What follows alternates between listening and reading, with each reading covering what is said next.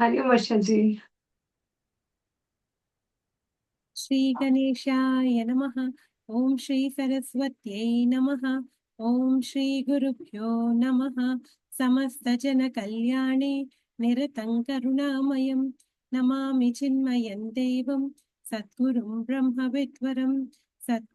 ब्रह्मविद्वरं योऽन्तः प्रविश्य मम वाचमिमां प्रसुप्तां सञ्जीवयत्य किल शक्तिधरस्वधाम्ना अन्यांश्च हस्तचरणश्रवणत्वगादीन् प्राणान्नमो भगवते पुरुषाय तुभ्यं प्राणान्नमो भगवते पुरुषाय तुभ्यं समचरण सरोजं सान्द्रनीलाम्बुदाभं जघनविहितपाणिं मण्डनं मण्डनानां तरुणतुलसीमालां कन्धरं कञ्जनेत्रं सदयधवलहासं विठ्ठलं चिन्तयामि विठ्ठलं चिन्तयामि।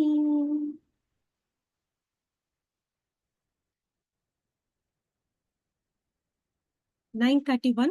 Thus, the man who is keeping company with desire should be considered as doomed, and the man who is under the protection of desirelessness should be considered as favorite friend of Govinda. 932. Now you will ask what desirelessness is and who is desire. So I shall tell you everything so that you will get a clear idea. 933. The nectar of actions of selfish nature is a desire, and the desirelessness is that power which is extremely adherent to the consciousness. 934. There is not even a smell of desire or the attitude of doing any action in the heart, and there is absolutely no uneasiness in the mind. This is the state of desirelessness. 935. He who attains the state is obeyed even by gods. The same desirelessness becomes the housemaid of saints and serves them day and night. 936. The desirelessness is a glorious 13th sign of the saints. Now the 14th sign is measured meal. Please listen to that sign also with its speciality. 937. One who is not bound by the desire of the tongue and is not caught in the clutches of hunger and not being a slave to likes and dislikes remains willingly ready for food. 938. He thinks that it is prana which wants food. It is the fire in the stomach which digests the food, and I am only a witness to them, and for them I accept all the tasty food. 939. Whatever good food is served in his plate, he banishes its defects only by his powerful gaze, and turning the food sacred, he takes it in the state of unity of Atman. 940. The man who is not critical about what kind of food is served is not at all particularly cognizant that he is a eater. Should be considered as observing diet regimen, and he considers every morsel as Lord Sri Krishna. He is the man who is hungry, though having dinner. 941. The fire first turns any food into its own nature and then accepts it. Similarly, the sage first dismisses the idea of duality and then takes the food. 942. This is called the measured meal, and it is a sign of food intake. When a little food is eaten without such spiritual thought, then that becomes a patient's diet. 943. That dinner is measured meal, that which is offered to Brahman at every morsel. So this is the 14th sign of a sage. 944. The waters of the sea are always undisturbed, though many rivers with dirty water pour themselves every minute, day and night into it.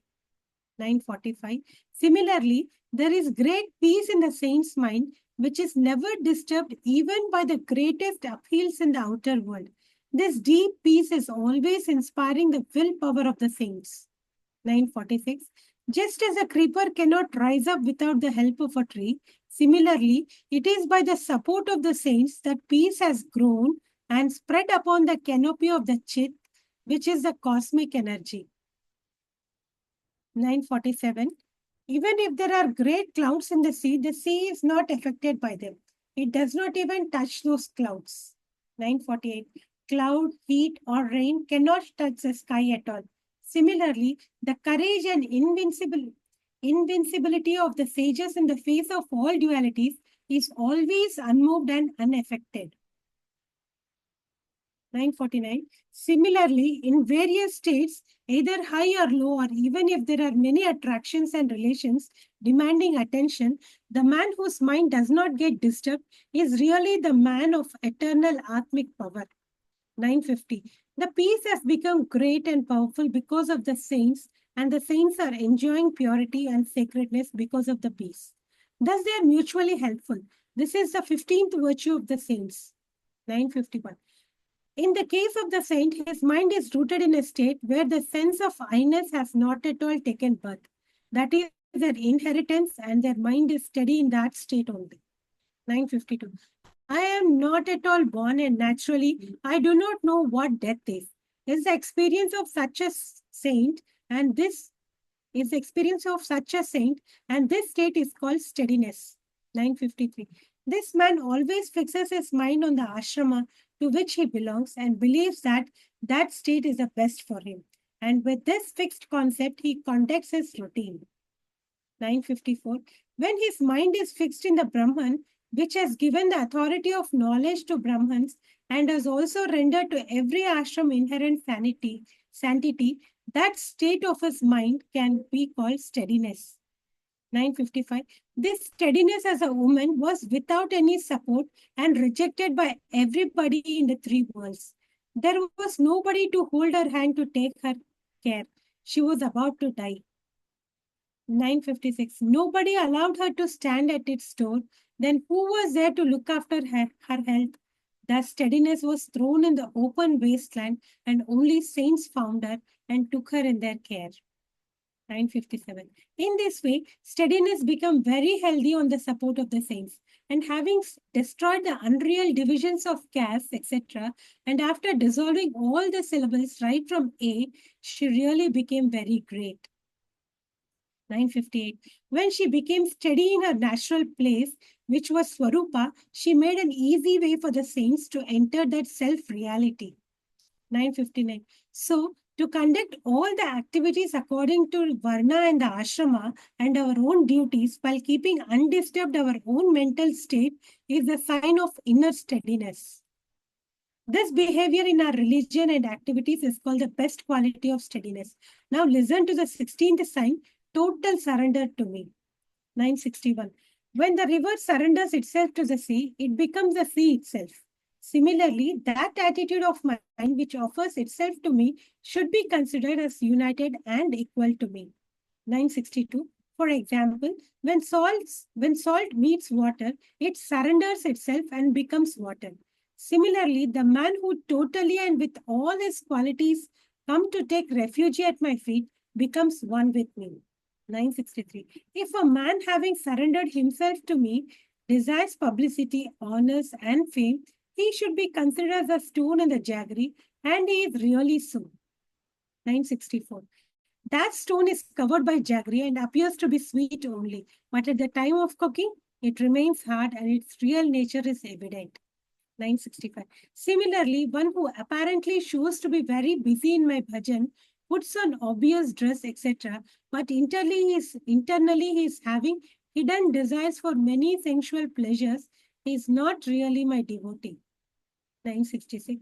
Even if a young girl is beautiful in all respects, but has a white spot on her nose, wise people do not accept her as bride. Similarly is a man of lust, misfit among many devotees. 967. Or people ridicule a widow if she wears kumkum and kajal, or just as a vomit is immediately avoided at sight. Similarly, a man of lust is abhorred in good society. 968.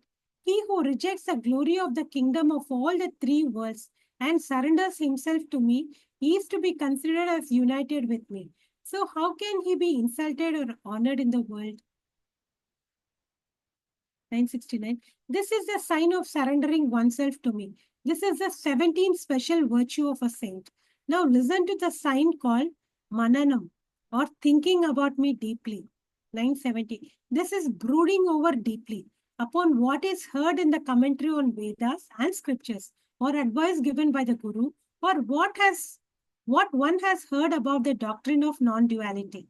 971. Camphor becomes fire when come into each other's contact. Similarly, he whose mind dwells on my beauty and glory becomes one with me in its totality. 972. Salt which is produced from water becomes water as soon as it comes in contact with water. Similarly, mind is a path of chit or cosmic energy. It becomes that energy when it meditates upon that energy. 973. When the mind is trying to reach that energy through meditation, I am with that mind, and even if the mind is steady, I am still with that mind. 974. Wherever a lamp is taken and placed, its light also goes with it. And even if the lamp is not taken anywhere, its light is with it always shining. 975. Similarly, when the mind is dwelling in me, it may be anywhere, but it is always in me only. 976. One whose mind is like this naturally in me, in my pure being, is called a man of meditation. 977. Muni is the name usually used to indicate this man of meditation. This is the 18th virtue of or sign of a saint. I have thus told you the explanation of this virtue. 978. Eknath says, in the next verse, there is mention of 10 virtues of a devotee, which are very beautifully explained by Lord Sri Krishna. Uddhava was all ears to listen. अप्रमत्तो गभीरात्मा धृतिमाञ्जित षड्गुणः अमानी मानदः कल्पः मैत्रः कारुणिकः कविः. Meaning of the verse. The devotee is not arrogant. He is serious-minded, courageous, having conquered the 6 virtues, unassuming, respectful teacher, friendly, compassionate, and intelligent. 979. So long as mind is not devoid of its projections and attractions, a wise man does not trust his mind.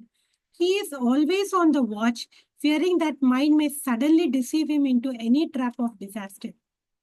980. Please listen. Though Durvasa is a great man of knowledge, his mind compels him to get angry every other moment. And in the madness of that anger, he is ready to curse anybody without caring about his good behavior, etc. 981. Durgandha was born in the womb of a fish, and yet Parashar was captivated by her. Narada simply looked at the mating of the fish in water, but that had an effect on him, and he became Lady Narada. 982. The grandfather of all the creation, the god Brahman, was infatuated by his own beautiful daughter and chased Saraswati in order to catch her. 983. There is nothing as deceptive as our mind in this whole world. It creates so many situations that even men of wisdom fall into its net. Only real sages are able to control it. 984. Now you may say that if mind is not involved directly in any enjoyment, why should there be any disturbance? But I say that those who make such an argument are fools, though educated. The real sages do not like this argument. 985. The projection of mind is very subtle. The ego takes the help of sattva guna and by moving the mind from its stillness makes it believe that it is free and stealthily converts it into a mind mad for enjoyment. 986. By the disturbance of mind, what happens? The mind becomes proud that it is free and becomes attached to the objects. This is the deception. Therefore, the sages do not say that a person is free until he is really free from whims and fancies of his mind. 987. Mind is very dramatic by nature and it creates an illusion that it is free and becomes proud. But the sages are, through their self-knowledge, very alert to destroy it. 988. If a black cobra is held by its neck in our hand, we cannot relax our hold at all because if we loosen our grip slightly, the cobra is bound to bite us. So we have to kill it by strangling tightly. Sages kill the mind in the same way. 989. This is a peculiar sign of the sage by name alertness. This is the 19th virtue. Now listen to the 20th virtue. 990. Though hundreds of rivers being in the spate and rainy season may pour themselves into the sea does not become proud. Similarly, though in summer rivers bring scanty water into the sea does not become shrunk. 991. Similarly, the sage do not revel if there are riches beyond limit nor becomes dejected when they become poor. when he becomes poor. 992. You will see that the sun is not affected, though there may be night and day on the earth. Similarly, good or bad conditions may come and go. The serenity of the sage does not change. 993. There may be brilliant lighting and thunderstorms. The sky does not fear. Similarly, though there are many causes and situations which may upset an ordinary man, the sages maintain their peace and steadiness. 994. So this is called seriousness of the saints, which is a real rest for a Jiva and Shiva. This is the 20th state of mind of the sages. Now listen to the description of courage. 995. The sage very courageously controls the mind, the intellect, the breath, and the organs, and maintains their concentration towards the Atman, and does not allow them to run away. 996. Or a brave young man wins his bride in Swayambara, and then he does not allow her to go to anybody else. Similarly, the saint does not allow his courage to be disturbed. 997. A hunter catches an animal in his nest and does not allow it any freedom. Similarly, the saint controls its mind and does not allow it to turn towards bodily demand. 998. The sage does not allow the mind to be proud, even if the body is lucky to get many comforts and pleasures like a ride on an elephant, etc. 999. At the time of total dissolution, the five great elements undergo great catastrophes, but the god is not disturbed. Similarly, the sage does not allow his mind to go astray from Atman to the body. 1000. He has by firm conviction turned his attention to the path towards Parabrahman and brought it in the market of cosmic energy. 1001. Immediately in the market, he meets a good customer in the person of Swanand, and he purchased from the sage the jiva, the intellect, the mind, and the breath with discretion, etc. And the sage purchased that Swanand self-bliss in exchange. 1002. This is called courage, which is the 21st virtue of the sage. Now please listen to how he conquers the six urges. 1003. As he is satisfied with self-bliss, he does not suffer from hunger. He has forgotten the thirst also. 1004. While he is enjoying the bliss in the state of Atman, he forgets sorrow and suffering, the pain and the mourning. As by the knowledge of the Chit, the cosmic energy, he is without any doubt. He does not have any allurement or confusion about anything. 1005. He is sleeping in an outhouse which is beyond the rooms of waking consciousness, dream, and deep sleep. That outhouse is of self-knowledge. Even old age trembles with fear to approach this place of rest. 1006. In the life of that man, the cause and effect have both become meaningless, and therefore he is not aware of his physical body. This man has swallowed the time itself, and therefore death is dead. Quite paradoxically. 1007. O Uddhava, in this way the saints freely roam about in the world by defeating all the six urges. This is the 22nd virtue of the saints. 1008. He looks at any living being and finds there himself as Brahman. So, from whom will he expect honor and respect? Therefore, he behaves most humbly with everybody. 1009. As a rule, first, one has to have a sense of pride about his body, and then he can expect public applause or honors. But here, the very awareness of the body is cut down. So, public honors, etc. are nowhere. 1010. This is the 23rd virtue of the saints, which is no wish to be honored. Now, listen how the saint give respect to others. 1011. He has great sense of respect for every creature, right from Brahman to a housefly. He is having equal faith and respect for everything in the world. He does not see anything else everywhere except the Brahman. 1012. As he sees Brahman in everybody, he is ready to prostrate before any creature. He does not discriminate between the god, the man, or a donkey. 1013. Even though golden ornaments of various shapes are made, the gold remains the same. So he understands the unity of everything and does not wish to change his attitude because the names and forms are changed. 1014. If sugar is used to prepare a model of a bitter gourd, the sugar does not become bitter. Similarly, even if there is a creature of lowest caste like a pig, the essence, the Brahman in it is not destroyed. 1015.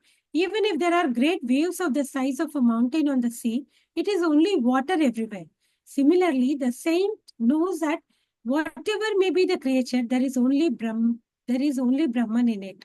1016. With this understanding, the saint gives respect to everybody. This is the 24th sign of a saint. Now let us consider what is kalpa. It is the capacity to teach others. 1017, the saint knows how to give advice or teaching to everybody according to his level of understanding and faith. So, he gives knowledge about self-realization to a person who is having great wisdom but has no faith in his own. 1018, there may be someone who becomes mad after self-realization. He has a wrong impression in his consciousness of that knowledge. So, he does not understand his own state and also the state of a disciple. Such a person is not fit to teach others. 2019. Someone is wonderstruck by the shock of self-realization as stiff as a log of wood or a hard lump of clay. He is not able to teach anything to others. 1020. Somebody attains self-realization but becomes so miser about self-knowledge that he does not speak anything about it. He keeps quiet about the subject out of fear. Such a man cannot be a guru. 1021. Someone becomes rich and gets crores of rupees. He hides it buried deep underground. He thinks that by giving money in charity, it will be wasted. 1022. Just like that man, someone attains self-realization but does not give that to any deserving disciple. Such is the tendency of a miserly wise man. This is actually a deception on his path. Deception on his path. 1023. Some guru speaks about the knowledge, but disciple does not understand anything. In this case, it should be considered that his knowledge is of no use. Even in a rich soil, his knowledge will not grow. 1024. Some people may make a propaganda that their initiation and level of their experiences are very high, and by various schemes, they try to catch only rich people in the net of their cult. In this way, they try to market their knowledge. 1025. Some gurus give their knowledge in such a fashion and in such a language that disciple would be attracted to the guru and would feel like giving him money. When self-knowledge is sold in this way, that self-knowledge becomes fruitless. Hariom. 1026. I think we can pass on. Beautiful, no? My God. Yeah, very profound and So good. Yes, good. please share your thoughts. Please share your thoughts, Nikhilaji. I wanted to note some movies which are really good, very good, Varshaji. I couldn't note 966. Even before that, 64, 65 also. 65. Yes, yes.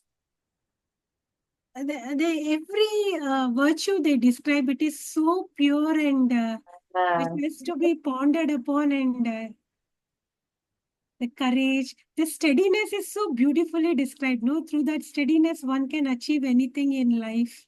Yes. And you see, we started with that desirelessness point from Narayaniam. See? Is it? I missed the class today. Oh, I saw you in the class. No, I wasn't there in the class today, Rashaji. I thought I saw your name in that. No? Okay. I'll So listen to the. in Narayaniam, we discussed that desirelessness for the king. Okay. It should be Beautiful. for everybody, that state is so difficult to get. Not even for a minute we can be without any thoughts and desires. Our actions are prompted through the desires only. Right.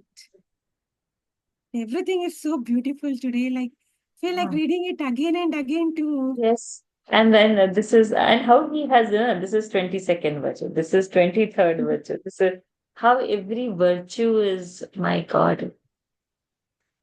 It's not for the sages actually, it's for us who have to develop gradually. And they say, even the old age is scared of that top. That is also so Yes. meaningful. Really, even that old age, we go behind things, think about everything. We can't let go of anything. maybe Huge through stuff. this reading, it should help us develop that steadiness is very important, I felt. Yeah. Yes. Indeed, yes. It brings that discipline, diligence, everything. Thank to you that we are slowly developing it. Me? How come? Oh no, it I was am also in the you. process of developing only. Oh no, it was you who made us like class should start on time. It should happen in time, end on time. All that, no, it has bring so much change. It's really that, Vashaji. I developed that discipline only after starting these classes. I can confidently say that it happened to me. Yeah, His grace on all of us. Mm. everything was beautiful today. Yes. That Mananam, I Mm. remember Ushaji saying it is so important. Not only sitting in the class and listening, every class should have Mananam for 15 minutes, which we are doing it. And I think even after the class, we should develop that idea of that Mananam, what has Mm. happened. And that Bhagavatam was so beautiful, like going through all the chapters which we have gone through. If it happens for everything, it will be very. Then Therefore, our first canto, we are thorough right now. we at least go back and see what is happening. We have the gist of every chapter, Yes. and that's what it Venkatesh ji helps in has the. not given, right? Venkatesh ji just his balance, I think. I think so. Yeah. So the Mananam happens like that. Correct. Okay. Over to you only for the closing prayers. And we catch up tomorrow. So we have to read from 1025. 1026 we have to start. We'll continue that. Beautiful. Please do the class. नमतः पूर्णमिदं पूर्णात् पूर्णमुदच्यते पूर्णस्य पूर्णमादाय पूर्णमेवावशिष्यते ॐ शान्ति शान्ति शान्तिः हरिः ॐ श्रीगुरुभ्यो नमः हरिः ॐ श्रीकृष्णार्पणमस्तु Hariom Bhakiraji, thank you for lovely reading. Hariom everyone, thank you for joining. See you all Hari tomorrow. Om. Thank you. Thank you. See you all tomorrow.